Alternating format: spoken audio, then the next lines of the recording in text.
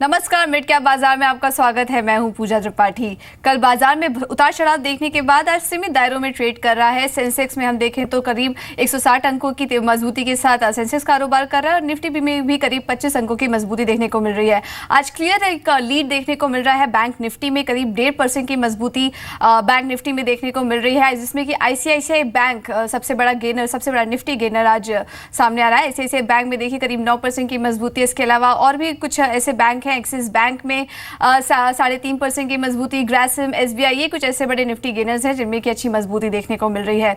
Nifty इसके अलावा Adani port, BOB, HUL और ल्यूपिन जैसे स्टॉक्स में भी आज अच्छी मजबूती देखने को मिल रही है। निफ्टी लूजर्स की अगर बात करें तो आज मेटल काउंटर्स में आज कमजोरी है। इसके अलावा ऑटो सेक्टर में भी आज कमजोरी देखने को मिल रही है। इसमें हिंडाल्को, एचसीएल टेक, टाटा मोटर्स, बीपीसीएल, ये कुछ ऐसे निफ्टी स्टॉक्स हैं जो कि आज कमजोरी के साथ कारोबार कर रहे हैं। इसके अलावा Kotak Mahindra bank, IndusInd bank, HDFC bank, ये कुछ ऐसे बैंकिंग स्टॉक्स हैं जो कि आज कमजोरी के साथ कारोबार कर रहे हैं। मिड कैप गेनर्स की बात करें तो इमामी, यूनियन बैंक, बायोकॉन, एबी नूवो, ये कुछ ऐसे मिड कैप गेनर्स हैं जिसमें कि आज मजबूती देखने को मिल रही है। इसके अलावा नतीजों की वजह से आज काफी सारे ऐसे मिड कैप स्टॉक्स हैं जिसमें कि आज मजबूती देखने को मिली थी, जिसमें कि मर्क, वी मार्ट, ये कुछ ऐसे शेयर्स हैं जो कि आज नतीजों के बल पर काफी अच्छी मजबूती यहाँ पर देखने को मिल रही है। आप भी हमसे जुड़ सकते हैं अपने सवालों के साथ। सवाल पूछने का तरीका हम आपको बता देते हैं। आप हमें टोल फ्री नंबर पर कॉल कर सकते हैं 1800-180-3545। इस नंबर, इस फोन लाइन के जरिए आप हमसे जुड़ सकते हैं। उसके अलावा व्हाट्सएप और फेसबुक के जरिए भी आप हमसे सवाल पूछ सकते हैं। आज आपके सवाल के जवाब देने के लिए हमारे साथ विवेक कारवा जुड़े हुए हैं हमारे साथ, और इसके अलावा फोन लाइन पर भी हमारे साथ एक दर्शक जुड़े हैं। वडोदरा से अमृत लाल ने हमें कॉल किया है। अमृत लाल जी, पूछिए अपना सवाल। कौन सा स्टॉक है आपके पास? अमृतलाल जी, आपको आवाज आ रही है हमारी? हाँ, आ रही है जी, पूछिए कौन सा स्टॉक है आपके पास? हेलो, आवाज आ रही है आपको अमृतलाल जी? हाँ जी, आ रही है। अपना सवाल पूछिए, कौन सा स्टॉक? मेरा सवाल था कि मेरे पास रिलायंस और पीरामल इंटरप्राइज के शेयर पड़े हैं। ओके। बहुत पुराने शेयर हैं। दोनों की एवरेज कॉस्ट मेरी 100 रुपया है। पिरामिड इंटरप्राइजेस आपने क्या करना चाहिए? प्रॉफिट बुक कर लेना चाहिए या अभी और रुकूं? 100 रुपए की खरीद है आपकी, 50 शेयर लिया था, काफी अच्छा मुनाफा यहाँ पर आपको हो रहा है। पिरामिड इंटरप्राइजेस आपने किस भाव पे लिया था? चलिए विवेक से सवाल ले लेते हैं। विवेक, इन्होंने रिलायंस इंडस्ट्रीज के शेयर लिए हैं, अच्छा खासा मुनाफा यहाँ पर इनको हो रहा है। 50 शेयर्स लिए हैं इन्होंने, 100 की खरीद है इनकी, और इस वक्त ये शेयर देखिए 1300 के आसपास ट्रेड कर रहा है। क्या राय होगी, बढ़े रहे स्टॉक में अभी? Good afternoon. पहले तो इनको बहुत बहुत बधाई। और ये होता है नतीजा अगर आप लंबी अवधि के लिए निवेश करके मार्केट में बैठ जाओ और अच्छी कंपनी लेके बैठ जाओ।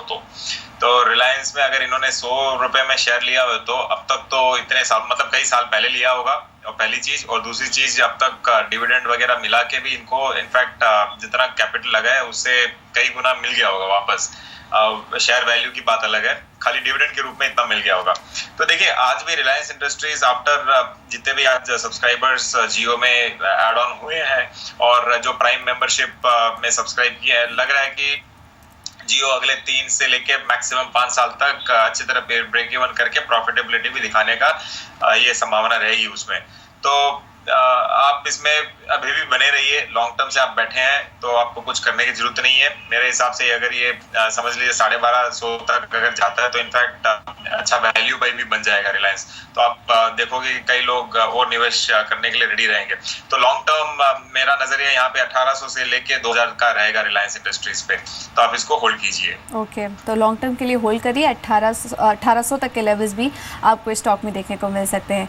अगले कॉलर हमारे साथ दिल्ली से जुड़े हैं मुकेश। मुकेश नमस्कार, पूछिए आपके पास कौन सा स्टॉक है? नमस्ते मैम, मेरे पास मैम 2 स्टॉक है। एक तो फेडरल बैंक है जो मैंने 250 शेयर लिए हैं 110 रुपए के भाव पे। फेडरल बैंक आपने किस भाव पर लिए? 110 रुपए के भाव पे। ओके। और मेरे डिविडेंड के बारे में पूछना चाह रहा हूँ। नई खरीद करनी है मुझे, 1-2 साल का मेरा नजरिया है, तो इस रेट पे खरीद करनी चाहिए नहीं करनी चाहिए मैम? ओके, ठीक है। विवेक से आपका सवाल ले लेते हैं। इन्होंने फेडरल बैंक के शेयर्स लिए हैं, 110 की इनकी खरीद है, और अगला सवाल इनका डिवीज लैब पर है। यहाँ पर ये नया निवेश करना चाह रहे हैं, क्या राय होगी इन दोनों ही शेयरों में आपकी? पहले तो फेडरल बैंक के बारे में बोलना चाहूंगा। इनफैक्ट जी पे मैंने मतलब हल्ला मचा के बहुत बार बोला हुआ है कि बैंकिंग सेक्टर अच्छा करेगा, और पिछले 6 महीने से ये मैं बोल रहा हूँ। और पिछले 6 महीने पहले 6 महीने में कभी भी आपने अगर निवेश किया है बैंकिंग में, तो आज भी आप उसका अच्छा मुनाफा देख रहे हो। तो बैंकिंग में मैं फिलहाल अभी भी बुलिश रहूंगा ओवरऑल। हो सकता है कुछ सेलेक्टिव बैंक्स थोड़ा बहुत महंगा लगे और डाउनवर्ड्स में आपको अपॉर्चुनिटी मिल जाए, लेकिन ओवरऑल मैं ऐसे सेक्टर बैंकिंग सेक्टर में काफी बुलिश हूँ। तो फेडरल बैंक भी इंटरेस्टिंग बैंक है, ये भी यहाँ से रिकवरी करेगा। तो आप इसको होल्ड कीजिए। और जितने भी है आज के दिन ये एनपीए प्रॉब्लम्स वगैरह है, आप देख रहे हैं कि गवर्नमेंट ऑलरेडी बहुत अग्रेसिव होकर रखी है, और आज भी कुछ नियम पब्लिक होने का ये संभावना रहेगी। तो मेरे हिसाब से आप होल्ड कीजिए फेडरल बैंक को। डिवीज देखिए, आज के दिन फार्मास्यूटिकल सेक्टर आप अगर देखो तो सारे कंपनीज कुछ ना कुछ ये यूएसएफडीए का नोटिफिकेशन आके काफी गिरावट देखने को मिलती है अचानक। तो डिवीज में भी ऐसा ही कुछ हुआ और काफी शेयर टूट गया, लेकिन इन स्तरों पे करीबन 627-630 रुपए ये चल रहा है। मेरे हिसाब से ये टेक्निकली और फंडामेंटली दोनों ही तौर पे इंटरेस्टिंग लग रहा है और अंडरवैल्यूड लग रहा है। तो यहाँ से एक रिकवरी देगा वापस। मेरे हिसाब से आप अगर यहाँ पे खरीदते तो 750-800 तक वापस भाव देखने का चांसेस रहेगा। तो आप डिवीज में निवेश कर सकते हो। ओके, तो डिवीज में निवेश करने की राय होगी और फेडरल बैंक में भी बने रहिए। यहाँ पर भी आपको अच्छी रैली आगे चल के देखने को मिल सकती है। यूबी होल्डिंग्स का एक स्टॉक ले लेते हैं। यहाँ पर एक अच्छी तेजी देखने को मिल रही है। विजय माल्या के संदर्भ में यहाँ पर कुछ खबर निकल कर आ रही है, क्या है पूरी जानकारी जानते हैं सुमित के पास। सुमित, क्या है विजय माल्या के संदर्भ में कुछ बड़ी यहाँ पर खबर निकल कर आ रही है, क्या डिटेल्स हैं आपके पास? देखिए पूजा, खबर यह है कि यूके ने भारत की जो भी शर्तें थी प्रत्यार्पण को लेकर वो मान ली। सूत्रों के हवाले से खबर आ रही है। दरअसल सीबीआई की टीम जो कि कल पहुंची है यूके में, वहां पर क्राउन प्रोसिक्यूशन सर्विस यानी सीपीएस सर्विस के सामने उन्होंने अपनी शर्तों को रखा है, और ये अनुमान लगाया जा रहा है कि जो शर्तें हैं वो मान ली गई हैं। हालांकि 17 मई को इस केस की सुनवाई होनी है, और 17 मई को होने वाले इस केस की सुनवाई के अंदर ये माना जा रहा है कि सीबीआई और ईडी ये दोनों डायरेक्ट पार्टीज नहीं होंगी, लेकिन हाँ सीपीएस के जो लॉयर्स हैं उनका पास एक स्ट्रॉन्ग पक्ष होगा जिसमें विजय माल्या को वापस लाने को लेकर कुछ फैसले हो सकते हैं। तो हो सकता है कि जल्द भारत के अंदर अब विजय माल्या को लाया जा सके, ये भी पॉसिबल है। कल ये दोनों टीम्स यानी कि सीबीआई की टीम और ईडी की टीम जो है लंदन पहुंची है, और इसको लेकर जो भी अपना उन्होंने पक्ष है वो सीपीएस के सामने रखा है। 2 तरह के केसेस चल रहे हैं यहाँ पे, चीटिंग और मनी लॉन्ड्रिंग को लेकर जो 2 केसेस हैं उसको लेकर यहाँ पर पक्ष रखे गए हैं सीबीआई और ईडी की तरफ से। और एक अहम चीज़ ये भी है कि एक अनुमान लगाया जा रहा है कि सीपीएस की तरफ से एक स्ट्रॉन्ग केस हो सकता है विजय माल्या के खिलाफ, जो कि 17 मई को जिसकी सुनवाई भी होने वाली है।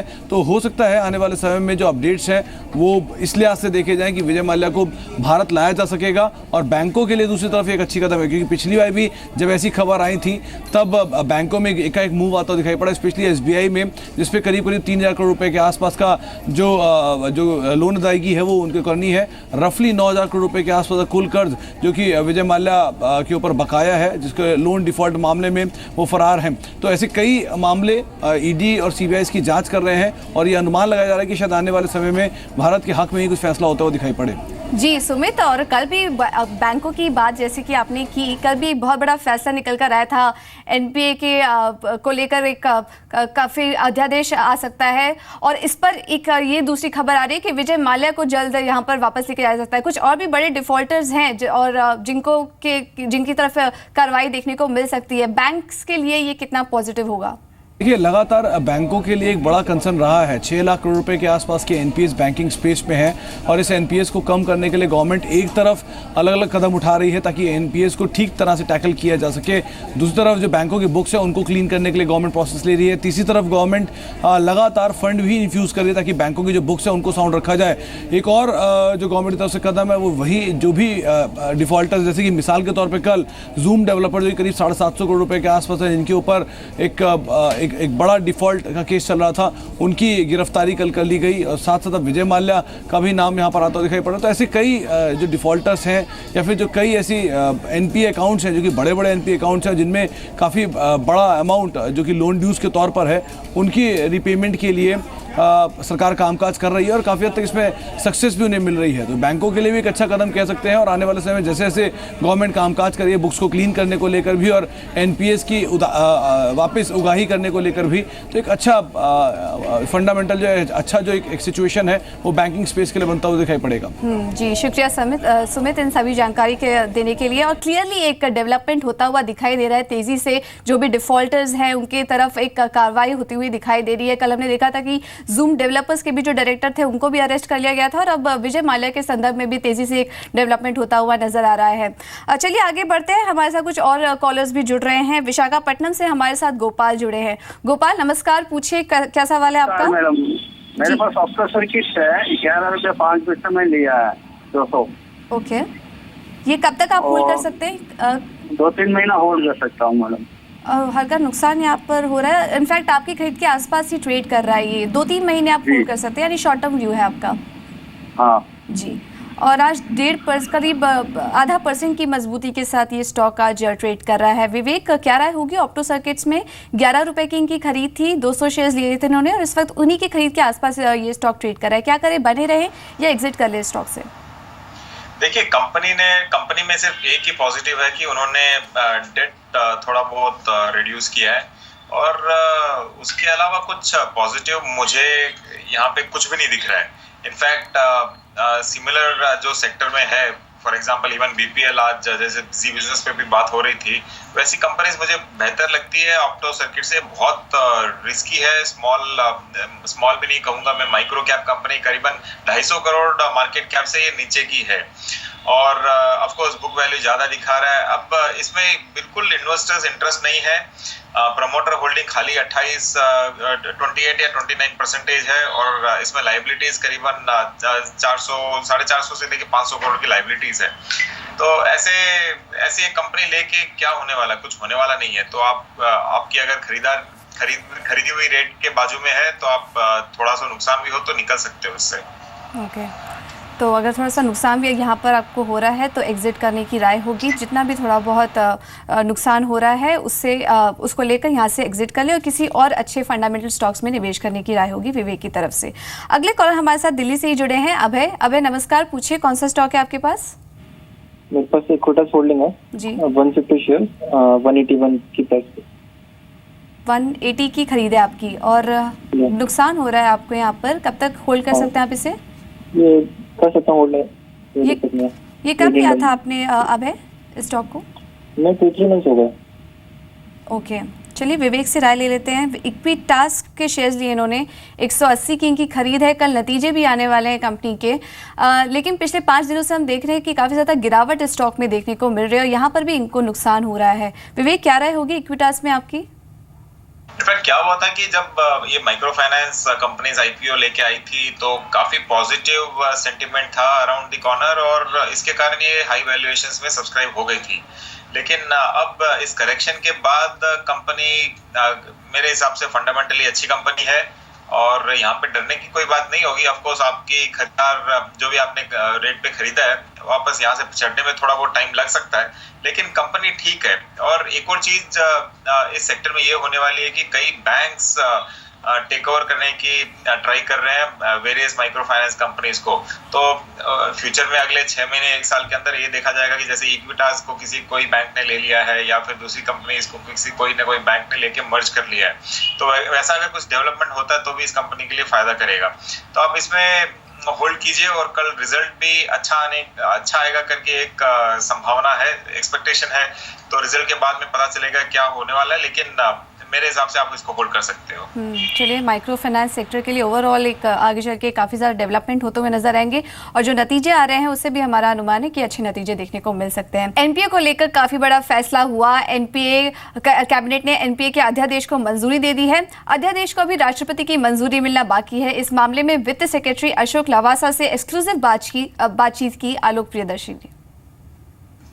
एनपीए से निपटने के लिए सरकार ने ऑर्डिनेंस लाने का फैसला किया। इस बारे में बातचीत करने के लिए हमारे साथ मौजूद है वित्त सचिव अशोक लवासा सर। जो सरकार ने सिफारिशें की है ऑर्डिनेंस लाने के लिए, क्या बदलाव आप देखेंगे बैंकिंग रेगुलेशन एक्ट में जिससे कि बैंकों को वो अधिकार मिल जाए जिससे कि अभी तक नहीं मिला था बैंकिंग रेगुलेशन एक्ट में? सर, इसका जो मुख्य उद्देश्य है वो यही है कि इस प्रक्रिया को कैसे और मजबूत किया जाए और जो भी कोई इंस्टीट्यूशनल अरेंजमेंट जिसकी वजह से ये महसूस किया जा रहा था कि इस व्यवस्था में वो गति नहीं है जो होनी चाहिए, तो वो इंस्टीट्यूशनल अरेंजमेंट चेंज करने के लिए, मजबूत करने के लिए ये कदम उठाया गया। अभी जो रेगुलेशन था बैंकिंग सेक्टर रेगुलेशन एक्ट, उसमें सर क्या दिक्कतें आ रही थी जिसकी वजह से बैंक जो डिसीजन बोल्ड डिसीजन नहीं ले पा रहे थे, आरबीआई बोल्ड डिसीजन नहीं ले पा रहे थे? जैसा मैंने कहा कि जो डिटेल्स हैं उस पे इस वक्त ना हम जाएं, लेकिन ये ज़रूर है कि कई दिन से इस चीज़ के ऊपर चर्चा चल रही थी और बैंक्स ने भी और रेगुलेटर ने भी जो भी अपने विचार सामने रखे, उन विचारों का विश्लेषण करने के बाद निर्णय लिया गया है। सर, बैंकों के सामने एक और दिक्कत है कि हेयर कट लेने के बाद उनको जांच से गुजरना पड़ता था, तो उसके लिए भी कुछ सरकार प्लान कर रही है कि प्रिवेंशन ऑफ करप्शन एक्ट में भी बदलाव करें, वो भी स्टैंडिंग कमेटी में अभी पेंडिंग है sir. Prevention of corruption act के जो अमेंडमेंट्स हैं वो तो कई दिन से विचाराधीन हैं, तो वो एक अलग है अपनी जगह, और ये जो कल निर्णय लिया है ये अपनी जगह अलग है। सर, आखिरी सवाल ये माने कि इससे कितना फर्क पड़ेगा एनपीए को निपटने में, क्योंकि पिछले दिनों एनपीए बढ़ा ही है, घटा नहीं है, और किन किन सेक्टर्स पे इसका असर पड़ेगा आने वाले दिनों में? जो भी सेक्टर्स हैं वो जानते हैं सभी लोग के, जिन सेक्टर्स में ज़्यादा स्ट्रेस एसेट्स हैं, तो हम समझते हैं कि अब ऐसी प्रक्रिया शुरू हो सकती है प्रभावशाली तरीके से, जिससे जो भी बैड लोन्स हैं उनमें कोई न कोई रेजोल्यूशन जल्दी ही निकल पाए। चलिए, ये तो एक बड़ा कदम हुआ एनपीए को लेकर, और एक खबर के आने के बाद हम देख रहे हैं कि काफी ज्यादा तेजी तमाम बैंकिंग स्टॉक्स में देखने को मिल रही है। लेकिन डिश टीवी के स्टॉक पे नजर डालिए, इस वक्त करीब 3% की मजबूती के साथ ये स्टॉक आज ट्रेड कर रहा है। और यहाँ भी कमेंट्स कुछ आ रहे हैं जी एंटरटेनमेंट के एमडी और सीईओ की तरफ से। उनका कहना है कि 2020 तक कंटेंट दिखाने के तरीके में बड़े बदलाव होंगे, छोटी मीडिया डिवाइस का इस्तेमाल आगे और बढ़ेगा। With the rapidly changing market dynamics, the year 2020 to me seems to be a year of complete convergence. By then, assuming the fact that the internet penetration and mainly its consistent strength across the nation will be established, dependence of television on social and digital platforms will be at its peak. I can clearly visualize a viewer in 2020 who is experiencing and enjoying content back home, but is virtually connected with the social network across the globe, sharing instant feedback and reactions. Already showing strong signs of paradigm shift from appointment viewing to on-demand viewing. While television certainly still remains to be at the epicenter of family viewing, personal devices with wider screen and reach and richer bandwidth have empowered the viewer manyfold. Irrespective of whether the feed is beaming in through a DTH operator, over-the-top box, or through a stream from a given app, television as a mainstream for family entertainment will continue to reign. But that said, the power of portable devices with rich media features cannot be underestimated. In fact, the seamless delivery and exchange of content within devices is where the beauty lies. चलिए, ये comments के आने के बाद dish TV के share में अच्छी तेजी देखने को मिली थी, और इस वक्त भी करीब 0.5% की मजबूती के साथ ये स्टॉक ट्रेड कर रहा है।